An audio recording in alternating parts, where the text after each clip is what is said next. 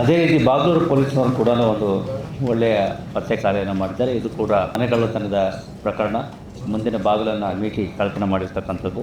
ಇದು ಆಗಿರ್ತಕ್ಕಂಥದ್ದು ಮಾರ್ಚ್ ತಿಂಗಳಲ್ಲಿ ಬಾಗಲೂರು ಠಾಣಾ ನಿಮಿತಿಯಲ್ಲಿರ್ತಕ್ಕಂಥ ಒಂದು ಮನೆಯಲ್ಲಿ ಕೇರಳಕ್ಕೆ ಸಂಬಂಧಿಕರ ಮದುವೆಗೆ ಹೋದಾಗ 22 ಮಾರ್ಚ್ ಅವರು ಹೋಗಿರ್ತಕ್ಕಂಥದ್ದು. ನಂತರ 26ನೇ ತಾರೀಕು ಅವರು ವಾಪಸ್ ಬಂದಾಗ ಮನೆ ಬಾಗಿಲನ್ನು ಮೀಟಿ ಈ ರೀತಿ ಚಿನ್ನಾಭರಣಗಳನ್ನು ಮತ್ತು ಬೇರೆ ಬೇರೆ ವಸ್ತುಗಳನ್ನು ಮತ್ತು ಹಣವನ್ನು ಕದ್ದುಕೊಂಡು ಹೋಗಿರ್ತಕ್ಕಂಥದ್ದು ಗಮನಕ್ಕೆ ಬಂದಿರ್ತಕ್ಕಂಥ ಪ್ರಕರಣದ ತನಿಖೆಯನ್ನು ಕೈಗೊಂಡ ಪೊಲೀಸರು ಅಗೇನ್ ಮತ್ತು ಬೇರೆ ಬೇರೆ ಆಯೋಗಗಳಿಂದ ತನಿಖೆಯನ್ನು ಮಾಡಿ ತಮಿಳುನಾಡು ರಾಜ್ಯದ ಅತಿಯೂರು ಅಂತಕ್ಕಂಥ ಪ್ರದೇಶದಲ್ಲಿ 2 ವ್ಯಕ್ತಿಗಳನ್ನು ಬಂಧನ ಮಾಡಿರ್ತಾರೆ.